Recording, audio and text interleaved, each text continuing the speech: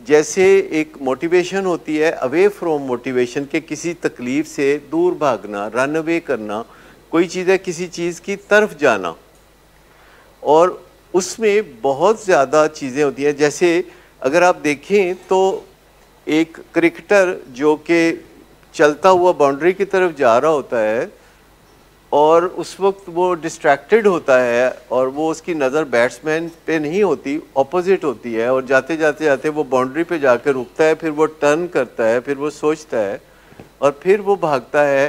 तो अब वो उसकी टुवर्ड्स मोटिवेशन है, अब जाके उसने बॉल फेंकना है। तो दोनों प्रोसेसेस लाइफ में चलते रहते हैं, और उसके लिए जब आप वीडियो बनाने का प्रोसेस शुरू करते हैं तो उसके लिए आपके जो ब्रेन सेल्स हैं वो उसमें इन्वॉल्व होना शुरू होते हैं। हमारे नॉर्मली 1 बिलियन ब्रेन सेल्स जो हैं वो काम कर रहे होते हैं, बाकी 85 बिलियन वेट कर रहे होते हैं। उस तरह वेट कर रहे होते हैं जैसे लाहौर में कई जगह सुबह सवेरे मजदूर अड्डे पे बैठ के वेट कर रहे होते हैं कि आप आएँ और उनको हायर करके अपनी बिल्डिंग बनाने के लिए लेके जाएं। और अब आप चले गए क्रिकेट खेलने, और पहले दिन गए हैं आप और आपने क्रिकेट के रूल्स वगैरह थोड़े बहुत सीखे हुए हैं और आप किसी न किसी तरह क्रिकेट खेल रहे हैं, और विकेटों की जगह आपने कोई फट्टा रख लिया है और ईंट और पत्थर जमा करके तो निशानियां लगा ली हैं कि यहाँ से बॉल फेंकना है और यहाँ ये करना है। तो आपके दिमाग के सैकड़ों, हज़ारों, लाखों ब्रेन सेल्स जो हैं वो इसमें इन्वॉल्व हो सकते हैं इस क्रिकेट की गेम में। और अगले दिन आप फिर खेलने चले गए हैं तो फिर और बहुत सारे आएंगे कि ये तो सीरियस ही हो गया है। उससे अगले दिन फिर आप जाएंगे और आप जाते रहेंगे, और हर रोज़ कुछ ना कुछ ब्रेन सेल्स, क्योंकि फारग बैठे हुए हैं 85 बिलियन, उनमें से उस तरफ आना शुरू हो जाएंगे। और अगर आप आज बाबर आजम हैं या विराट कोहली हैं और आप पिछले 15 साल से हर रोज़ क्रिकेट खेलने जाते हैं और सुबह 4 बजे जाते हैं और दोपहर 12 बजे तक आप प्रैक्टिस करते हैं जब मैच नहीं भी होते, तो हर रोज़ ज़्यादा से ज़्यादा ब्रेन सेल इन्वॉल्व होंगे, क्योंकि वो देखते हैं कि आपके नज़दीक ये मैटर बहुत अहम है और वो देखते हैं कि हम फारिग हैं तो वो बीच में शामिल हो जाते हैं। और जब आप क्रिकेट खेल के वापस आते हैं तो वो सारे ब्रेन सेल्स जो पहले से क्रिकेट में मुलव्वस हैं और वो सारे ब्रेन सेल्स जो आज शामिल हुए हैं उसमें वो आपस में बातचीत करने लगते हैं। हमारे ब्रेन सेल्स एक दूसरे के साथ बातचीत में मसरूफ़ होते हैं। जब हम कोई और काम कर रहे होते हैं और क्रिकेट खेल के वापस आके तो घर में हम खाना पीना कर रहे होते हैं या कोई और काम कर रहे होते हैं, तो जो काम हम क्रिकेट की ग्राउंड में करके आए थे उसमें जो संजीदा ब्रेन सेल्स थे वो आपस में बातें कर रहे होते हैं कि ये चाहता क्या है बंदा, ये आउट करना चाहता है या ये स्कोर करना चाहता है या ये कैच करना चाहता है या ये रन आउट करना चाहता है। और वो ज़्यादा से ज़्यादा करते हैं। एक नेटफ्लिक्स की डॉक्यूमेंट्री आ रही है, नेटफ्लिक्स वालों ने डॉक्यूमेंट्री कोई 3 महीने पहले बनाई थी यहाँ विलिंग वेज में मेरे साथ और क्रिकेटर शुएब के साथ। वो डॉक्यूमेंट्री में यही सारी बातें थीं कि क्रिकेट में एक्सेल करने के लिए क्या करने की ज़रूरत है। और चूँकि शुएब मेरी काउंसलिंग में था 2006 में, जबकि वो क्रिकेट खेला करता था और उसको कुछ मसाइल थे, उसको बॉडी बिल्डिंग का शौक़ था और वो फास्ट बॉलर था प्रोफेशनली, और मैं उसको बार बार कहता था कि तुम बॉडी बिल्डिंग ना किया करो क्योंकि तुमने मसल्स नहीं शो करने, तुमने बॉलिंग करनी है। और जो मसल्स बॉडी बिल्डिंग से बनते हैं उससे बॉलिंग नहीं हो सकती, और जो मसल्स बॉलिंग में बनते हैं उससे बॉडी बिल्डिंग नहीं हो सकती। लेकिन उसको शौक़ बड़ा था बॉडी दिखाने का, और बहुत सारी चीज़ें उनके साथ उस ज़माने में डिस्कस होती थी, और कभी वो बॉडी बिल्डिंग छोड़ देते थे, कभी बॉडी बिल्डिंग फिर कर लेते थे। कोई और कहता था नहीं छड्डो इन्हां नूं तुसीं बॉडी बिल्डिंग करो, और अल्टीमेटली उनका कैरियर इससे हैम्पर हुआ। और फिर ये नेटफ्लिक्स वालों ने जब उनके साथ और मेरे साथ एक डॉक्यूमेंट्री बनाई जो अब रिलीज़ होने वाली है 3 महीने के बाद, उस पर इंटेंसिव काम हो रहा है। तो उस डॉक्यूमेंट्री में फिर बातें हुई, मैं उससे बात कर रहा था कि तुम ऐसे करते थे, तुम मेरी बात नहीं सुनते थे, वो कहता तुसी मुश्किल गल्ला बड़ियाँ दस दियो, कभी वो उठ के जाके तो उधर बैठ जाए रुस के नाराज़ होके। ये डॉक्यूमेंट्री के दौरान वो पहले से तय था कि वो नाराज़ होके जाके तो उधर बैठ जाएगा, सोफे पे बैठ जाएगा, और फिर मैं उसे बोलूँगा आओ बैठो बात करो। तो फिर मैं क्रिटिकल बात करूँगा कि अच्छा ये कहा था तो तुमने नहीं सुना था, और ऐसी बात थी और वैसी बात थी। फिर वो आगे से बहस कर रहा था जैसे मसनूई तौर पर, ताकि दूसरे समझें। और मैं उसको कह रहा था कि जब कोई बॉलर बॉलिंग करता है तो उसके हर रोज़ ज़्यादा से ज़्यादा ब्रेन सेल इस प्रोसेस में इन्वॉल्व हो जाते हैं। जैसे अगर आप अपने दिमाग में वीडियो बनाना शुरू करें आज, तो दिमाग में बनानी है ना, तो कल आप फिर नए सिरे से बनाएंगे तो और ब्रेन सेल बीच में आ जाएंगे। परसों आप फिर अपने दिमाग में वीडियो बनाएंगे तो और ब्रेन सेल बीच में आ जाएंगे। फिर आप रात को सो जाएंगे तो आपके ब्रेन सेल आपस में बातें करेंगे कि वीडियो अच्छी कैसे बनेगी, क्लोजअप कहाँ डालना है, अब्बा को बीच में कहाँ डालना है। ये भी तो मसला है ना कि अब्बा नू कित्थे पाना है। और इस तरह के सर हीरोइन कौन होगी बीच में, हीरो कौन होगा, विलन कौन होगा। तो मैंने कहा कि अगर वो ब्रेन सेल्स आपस में बातें करते हैं तो आपस में बातें करके अल्टीमेटली वो क्या करते हैं। मुझे बताइए कि कोई बॉलर बॉलिंग ब्रेन से करता है कि बाजुओं से करता है कि टांगों से करता है? ब्रेन से भी करता है, बाजुओं से भी करता है, टांगों से भी करता है।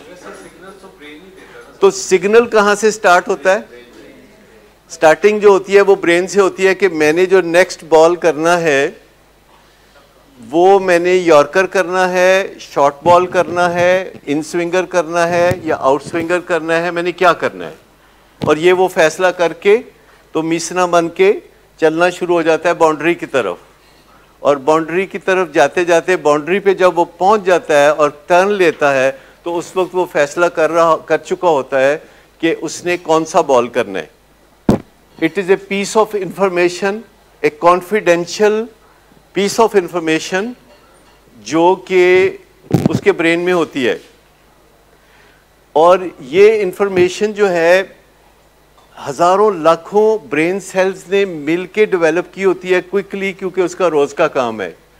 अब ये जो पीस ऑफ इंफॉर्मेशन है ये ब्रेन सेल से फ्लो करनी होती है कुछ मसल्स तक, और वो हमारे बाजुओं के मसल्स हैं, वो हमारे लेग्स के मसल हैं। उन मसल्स के साथ ब्रेन सेल्स का कनेक्शन मौजूद होता है।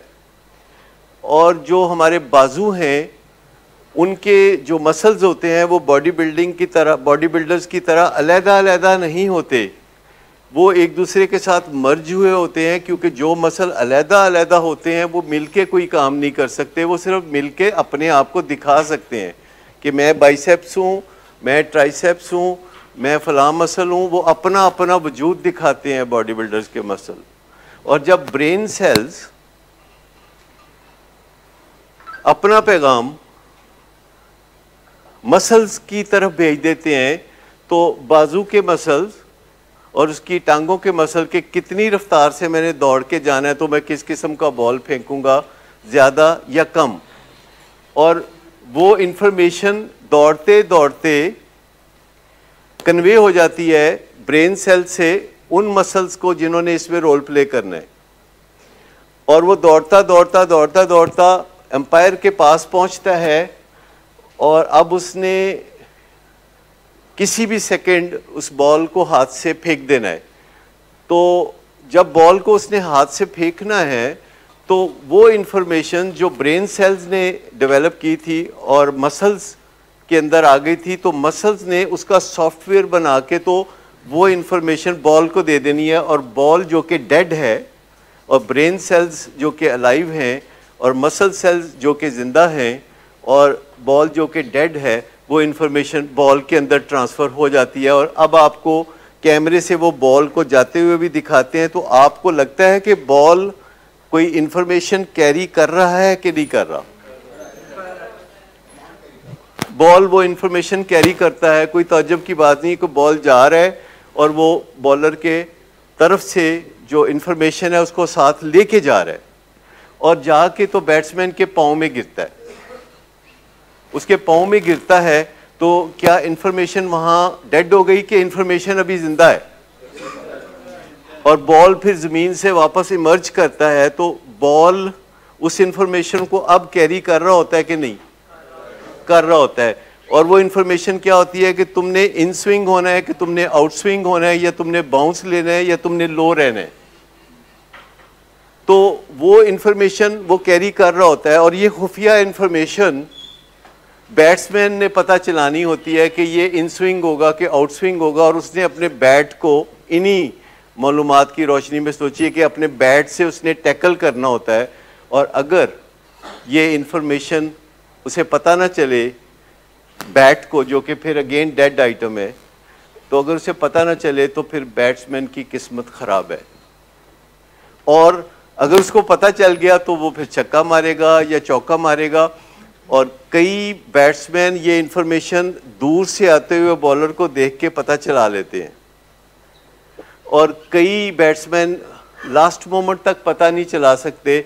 तो कभी आपने देखा है कि उसकी विकेटें उड़ जाती हैं और बैट्समैन बहुत अपसेट होकर बाहर निकल जाता है, क्योंकि उसको कोई पता नहीं था कि बॉल किधर से आया और किधर जाके लग गया। तो इस तरह आपको हैरत होगी कि वो इन्फॉर्मेशन जो इंसान के दिमाग में थी, वो इन्फॉर्मेशन फिर मसल्स में आई, और फिर वो गेंद ने, जो कि ज़िंदा नहीं है, वो कैरी करके गया, और वो गेंद हत्तुल वसा, वो जो बॉल है वो हत्तुल वसा इस इन्फॉर्मेशन को ज़्यादा से ज़्यादा देर तक अपने अंदर रखता है, हत्ता कि बैट्समैन जब उसको टच भी करता है तो बॉल कई दफ़ा उधर नहीं जाता जिधर बैट्समैन भेजना चाहता है, बॉल कहीं और जाता है, क्योंकि बैट्समैन कभी नहीं चाहता कि ये बॉल किसी फील्डर के हाथ में चला जाए, कैच आउट हो जाए। मतलब अब बैट्समैन के ऊपर डिपेंड करता है कि वो इन्फॉर्मेशन जो एक खुफिया इन्फॉर्मेशन है, वो बैट्समैन को पता हो अपने ब्रेन सेल्स की मदद से कि ये जो दौड़ के आ रहा है, इसके चेहरे के इंप्रेशंस बता रहे हैं कि ये यॉर्कर करेगा। और उसमें अहेड ऑफ टाइम अगर किसी को पता होगा तो वो ये कर सकेगा। अगर बैट्समैन चाहे तो डिस्ट्रैक्ट भी कर सकता है, वो स्कोर बोर्ड को देखने लगे, वो तमाशाइयों को देखने लगे, तो फिर क्या होगा? आउट होगा। तो आपको समझ में आ गई कि अगर आप वीडियो फिल्म बनाना चाहते हैं और मोटिवेट करना चाहते हैं, तो उससे सबसे पहले जो चीज़ है वो बिहेवियरल एक्टिवेशन चाहिए। देखिए, आप कोई बिजनेस करते हैं, आपके नीचे लोग काम करते हैं, कई लोग ऐसे भी होते हैं कि वो काम पे आते भी हैं तो उनका काम करने को दिल नहीं करता, ऐसे लोग अक्सर लेट आते हैं, ऐसे लोग अक्सर छुट्टियां करते हैं, ऐसे लोग काम पे आके तो काम नहीं करते। तो आप क्या करते हैं? एक प्रोसेस है ना कि अल्टीमेटली मैसेज उस बंदे के जहन में पहुंच जाए, क्योंकि आप एकदम उसको तो थ्रेटन नहीं करते, एकदम उसको नौकरी से नहीं निकालते, लेकिन आप उसके साथ बात तो करेंगे ना, आप उसके साथ बात करेंगे, और जब वो लेट आएगा तो आप उसे कहेंगे कि देखो भाई, तुम लेट आए हो और तुम्हारे लेट आने से मुझे बड़ी कोफ्त हुई है और मुझे बड़ी तकलीफ़ हुई है और मैं अपसेट हुआ हूँ। बंदे, तुम बहुत अच्छे हो और तुम्हारे अंदर बड़े गट्स हैं और तुम मेरे अदारे का असासा हो और मैं तुम्हारी बड़ी कदर करता हूँ, तो तुम्हें तो मैं अपनाता हूँ, पर तुम्हारे लेट आने को मैं नहीं अपनाता। तुम्हें मैं करीब करना चाहता हूँ और तुम्हारी सुस्ती को मैं दूर करना चाहता हूँ। तो आप उससे कुछ बातें करेंगे ना, ज़रूरी तो नहीं कि आप उसे लटकाई देंगे फ़ौरन। नहीं, बिल्कुल बातें करेंगे, ठीक है ना, क्योंकि एक अच्छा एंटरप्रेन्योर जो होता है, एक अच्छा सीईओ जो होता है, वो अपने अदारे के अंदर काम करने वाले लोगों और अपनी फैमिली के अंदर रहने वाले बच्चों में फ़र्क नहीं करता। डीलिंग के एतबार से, इज़्ज़त के एतबार से, कम्युनिकेशन के एतबार से वो दोनों को मेरिट पे डील करता है। साइंस ये कहती है कि हर एक्शन के मुकाबले में एक रिएक्शन होता है जो इक्वल एंड ऑपोजिट होता है। साइंस तो नहीं मानती इस चीज़ को कि अगर आपने करेक्टली किसी के साथ बात की है, देखिए दो चीज़ें हैं कि अगर आपका कोई बंदा बहुत अच्छा काम करता है तो आप उसकी तारीफ़ करते हैं, और खड़े होकर उससे हाथ मिलाते हैं और आप कहते हैं कि तुम मेरा असासा हो और मैं तुम पे फ़ख्र करता हूँ, और जब वो बंदा लेट आता है और आप उसे कहते हो कि देखो तुम लेट आए हो, ये अच्छी बात नहीं, तुम मेरा असासा हो और मैं तुम पे फ़ख्र करता हूँ। तो जब आप दोनों सूरतों में, यानी जब कोई कुताही करता है तब भी आप उसे बता देते हैं, और जब कोई अच्छा काम करता है तो तब भी आप उसे बता देते हैं, और फिर कहते हैं कि तुम मेरा असासा हो तो मैं तुम्हारी कदर करता हूँ। क्योंकि इंसान अनमोल होते हैं, वो बाज़ार में नहीं बिकते, और बिहेवियर की कीमत होती है, हमारे बिहेवियर की कीमत होती है। हमें ज़िंदगी में जो भी मुआवजा मिलता है अपने बिहेवियर का मिलता है, बिहेवियर की हमेशा कीमत होती है। आपका बिहेवियर अच्छा है, आप जाएं किसी रेस्टोरेंट में जाएं तो कोई वेटर आपको बहुत अच्छी तरह सर्व करता है, बिहेवियर बहुत अच्छा है, तो आप उसे डबल टिप देंगे। कोई अच्छा नहीं बिहेव करता तो आप उसे टिप नहीं देंगे। तो बिहेवियर की हमेशा कीमत होती है, किसी ना किसी सूरत में इंसान की कोई कीमत नहीं होती, वो अनमोल होता है, और हम इन दोनों चीज़ों को गड़बड़ नहीं करते। तो पहली बात यह है कि पॉसिबिलिटी थिंकर बने, हम अगर मगर में ना पड़े।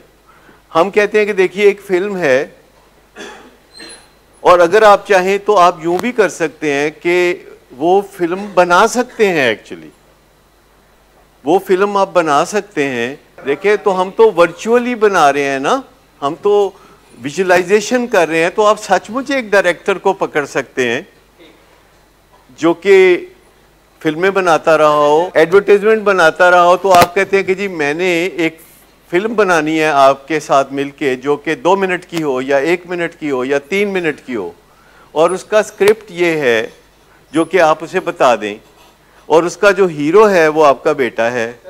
जब हम किसी को हीरो बना के किसी फिल्म को बनाएंगे और हम उसमें मौजूदा हालात को बिल्कुल नहीं दिखाएंगे, हम उसमें 5 साल के बाद के हालात को दिखाएंगे। एक चंक होगा किसी की ज़िंदगी जो कि 5 साल के बाद आने वाली है, उसका एक चंक होगा जो कि 2 मिनट का होगा, और उसमें उस 2 मिनट में कई फेसेट्स ऑफ लाइफ सामने आएंगे। 2 मिनट के अंदर वो वर्जिश करते हुए दिखाया जा सकता है, 2 मिनट के अंदर वो बहुत वेल ड्रेस्ड होके कोई बिजनेस निगोशिएशन करते हुए दिखाया जा सकता है, और 5 साल के अंदर वो शादीशुदा दिखाया जा सकता है, उसके 2 छोटे छोटे बच्चे हो सकते हैं इतने अरसे में। ये जो हम न्यूरोप्लास्टिसिटी करते हैं जिसमें हम वीडियो तो नहीं बनाते पर ऑडियो बनाते हैं, और वो उसका एक स्क्रिप्ट होता है जिसको एडिट करके फाइनलाइज करता है बंदा खुद, और अपनी आवाज़ में रिकॉर्ड करता है, और फिर वो उसे बार बार सुनता है। तो वीडियो के फ़ायदे तो नहीं होते, ऑडियो के फ़ायदे तो हो जाते हैं। लेकिन अगर आप किसी डायरेक्टर को पकड़ें, उसको बोलो कि यार एक छोटी सी फिल्म बनानी है, शॉर्ट फिल्म बनानी है, और वो इमेजिनरी है, और ये मेरा ख्वाब है मेरे बेटे के बारे में, और उस फिल्म में हीरो भी मेरा बेटा ही होगा, और उसको आपने डायरेक्ट करना है, और है वैसे बड़ा एक्टर है वो ऑलरेडी, तो उससे एक्टिंग करवानी है कि देखो this is what you are after 5 years। बात यह है कि उन्होंने फिल्म बनानी थी, और ये कोई 2006 से लेके अब तक मालूमात जो उन्होंने इकट्ठी की हुई थी, और 2006 से पहले 4 साल तक मेरे साथ उसका बड़ा करीबी वास्ता रहा, और फिर वो सारी टीम यहाँ आके तो 40-50 लोग यहाँ पे 2-3 दिन बिजी रहे थे। पता नहीं आप में से किसी ने देखा कि नहीं जी। तो वो जो वीडियो बनती है उस पर उन्होंने करोड़ों रुपया खर्च किया, और उसमें फिर और भी कुछ ऐसे करेक्टर्स उन्होंने कल परसों टीवी पे बताया, खुद ही 13 साल बाद, चूँकि पहले कभी उन्होंने बताया नहीं था तो मैंने कभी जिक्र नहीं किया। उन्होंने बुक में लिखा है उन्होंने अपनी बुक में लिखा है, और बुक में जो कुछ लिखा उसको जियो वालों ने ब्रॉडकास्ट किया, और अब सारे चैनल वाले मुझे कह रहे हैं कि आके तो इंटरव्यू दें कि वो क्या था। तो मैंने कहा नहीं, मैं नहीं करता ये काम इसका जी, नहीं, मैं ऐसे कामों से दूर रहता हूँ जिनका वक्ती फ़ायदा हो और बाद में कोई मसला हो। मतलब ऐसी चीज़ों से वक्ती तौर पर तो फ़ायदे होते हैं, लेकिन हो सकता है क्योंकि कुछ बात चल रही है कि वसीम अकरम हमारे ब्रांड एम्बेसडर बन जाए। अब ये हो सकता है। ब्रांड एम्बेसडर का मतलब है कि वो अक्सर यहाँ आए और आके तो बातें करें, आप लोगों से बातें करें। एक हमने और भी सोचा है कि जितने भी सेलिब्रिटीज़ हैं उनको हम कभी कभी बुलाया करें, और आपके साथ कभी माहिरा खान को बुला लें, हिफाजत करें मिस शुमाइला उसकी, तो या और इस तरह जितने भी सेलिब्रिटीज़ हैं उनको बुला लें, 2 घंटे आपके साथ गुजारें, यू विल बी अपलिफ्टेड। मैं यहाँ की बात नहीं कर रहा, मैं कह रहा हूँ कि spend a day with you. और दुनिया में पॉपुलर होना, ये हिस्ट्री में देखने में आया है कि ये कोई मिस्टीरियस फैक्टर है जिससे लोग पॉपुलर होते हैं। Hitler was once very popular, there were so many people who were very popular. If people can pull strings तो वो पॉपुलर हो सकते हैं। आपने कभी देखा है कि कोई साइंसदान कभी पॉपुलर नहीं होता? मुझे बताइए कोई पॉपुलर साइंसदान, किसी का मज़ार हो और उस पर कोई लोग सलाम करने या सजदा करने आते हों और उसके ऊपर सब्ज़ चादरें लोग चढ़ा रहे हों, या कोई वहाँ रोज़ खाना खाबा चल रहा हो। आइंस्टाइन का नाम पता है, वैसे साइंसदान तो लाखों हैं। मुझे बताइए कि जिस साइंसदान ने ये स्मार्टफोन बनाया था उसका नाम क्या था? फ्रिज किसने बनाई थी? एसी किसने बनाया था? Just let me know. जो एक बंदा हमेशा होता है, रेडियो, जिस तरह रेडियो बनाया मार्कोनी ने, तो हाँ वो याद है। वो अभी नए नए थोड़े बहुत काम याद थे, लेकिन आज दुनिया में हर रोज़ किचन के कितने गैजेट्स बनते हैं। और आप में से कोई बता दे कि व्हाट्सएप किसने बनाया? ये भी नहीं पता होगा आपको। फेसबुक का पता जी, फेसबुक का पता है, वो मशहूर हो गया है, मार्क जुकरबर्ग। ठीक, तो ये चीज़ें जो होती हैं, ये जो पॉपुलैरिटी होती है, alone is not enough, there has to be a substance into the matter. ये चीज़ होना भी बहुत ज़रूरी है। और ये जो हम कह रहे हैं ना कि 5 साल बाद वहीं खड़े हैं, ये एक मसला है जो कि आपके पेरेंट्स को और हमें हर्ट करता है कि अगर हम किसी को 2 साल बाद देखें, 4 साल बाद देखें और वो फिर उसी हालत में हो, और वो कहते हैं जी मैनू इनाम दो, मैं 2 साल, मैनू तो निशाने हैदर दो, मैं 2 साल हो गया मैं नशा नहीं किया, तो बस परसों किया तो आ गया मैं। तो ये चीज़ें जो है थोड़ा सा समझने की है। आप में से और किसके ज़हन में आइडिया है कि आप सब लोग जो एडिक्शन की बीमारी में मुब्तला होते हैं, आप में एक कॉमन चीज़ ये होती है कि आप हैंडसम होते हो। एक ये कॉमन चीज़ है कि ज़्यादातर हैंडसम, ज़्यादातर की बीवियां बहुत अच्छी, वफ़ादार, वफ़ाशवार, ज़्यादातर के वालिदैन शहीद वफ़ा। यानी एक्सीडेंट ऐसे ऐसे होते हैं कि उसमें से बच जाते हैं। ऐसे लगता है कि स्टंट कर रहे हैं, मतलब ये गाड़ी आई पलट के जाके उधर गई, विचों जनाब अफजल साहब बाहर आ रहे हैं। तो मतलब कहने का ये है कि आप में गट्स हैं यार, अपने आप पे भरोसा करो। और आपके अंदर ब्रेन सेल्स हैं जो कि फारग बैठे हुए हैं, कोई काम नहीं कर रहे, उनको काम दो। लिखा हुआ है किताबों में कि ये इरिवर्सिबल है, ये परमानेंट है। मैंने डायबिटीज़ में भी बहुत पढ़ा कि ये इरिवर्सिबल है, ये न्यूरोपैथी है, ये परमानेंट है। और मैंने अपनी आँखों से लोगों को रिकवर होते देखा है। मेरा ख्याल है कि ह्यूमन बीइंग के अंदर ये जो एक्स्ट्रा ब्रेन सेल्स हैं, ये एक्स्ट्रा ब्रेन सेल्स आगे बढ़ के ड्यूटी पकड़ लेते हैं। हमारे पास एक पेशेंट है जिन्होंने शराब छोड़ दी हुई है और काफ़ी सालों से छोड़ी हुई है, एंड ही 70, और उनके हालात बड़े ख़राब हैं। उनको कोर्साकूफ साइकोसिस है। कोर्साकूफ साइकोसिस होता है, विटामिन जो B1 है, जो थायमीन है, उसकी डेफिशिएंसी से होता है। ये हमारे पास बैठे, उठ के खड़े होकर दिखाएं ज़रा, क्या हाल है आपका? ना की तोड़ा? अच्छा, तो इत्थे तुसी किस तरह आए सो? सवेरे मैंने पूछा तो कहते कुछ लोग आए सन तो मैनू छड़ गए सन, और वो इनका बेटा था। यानी ही डजंट रिमेंबर। ये मेमोरी गैप्स हैं, and he फिल्स the memory gap in an excellent fashion. ये कन्फेबुलेशन कहलाती है। कन्फेबुलेशन का मतलब है कि कोई मेमोरी गैप है, आपको नहीं पता कि मंगल के बाद बुध को मैंने क्या किया था, और जुमेरात को आपसे पूछा जाता है तो आप कहते हैं कि मंगल को तो मैं इस्लामाबाद था, तो जुमेरात को मैं लाहौर में था, तो एक्चुअली मैं बुध वाले दिन गुजरात में था।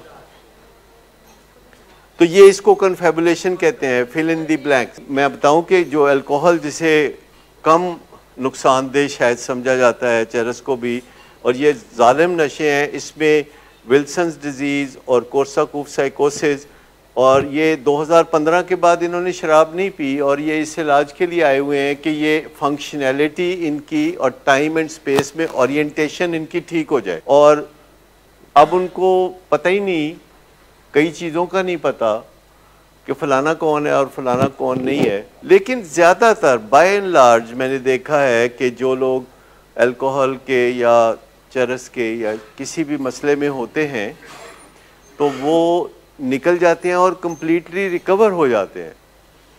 लेकिन हम उसको किसी और नज़र से देखते हैं, वो किसी और नज़र से देखते हैं। मिसाल के तौर पर मेरे पास कोई 3 साल के बाद बंदा आया है और मैं उसे कहता हूँ कि अभी भी बहुत फर्स्ट क्लास हैं, चाहे तो शराब छोड़ के एक बेहतरीन ज़िंदगी गुजार सकते हैं। कहते हैं हाँ ठीक है, ऐसा मतलब है कि शराब में नुकसान नहीं देंदी, तो मैं शराब पींदा रहा तो इलाज करांदा रहा तो कोई फ़र्क नहीं पड़ेगा। इंटरप्रिटेशन है ना।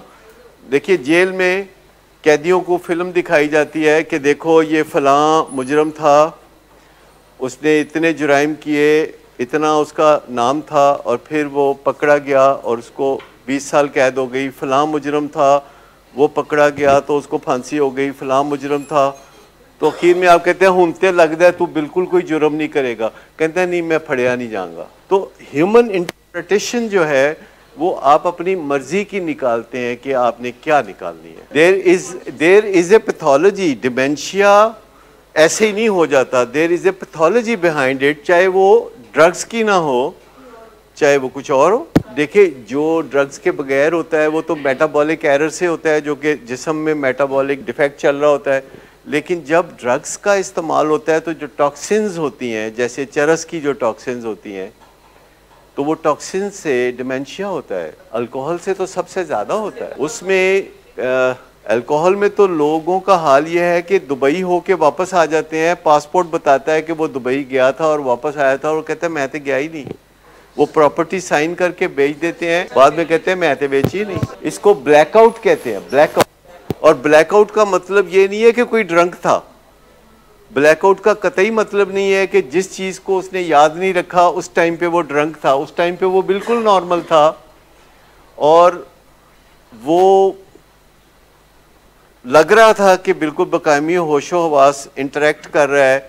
लेकिन चंद दिन के बाद जब बात की गई उस बंदे से तो उसने कहा कि नहीं मुझे तो पता ही नहीं और मैं तो मानता ही नहीं, और फिर उसको कोई ना कोई एविडेंस दी जाती है।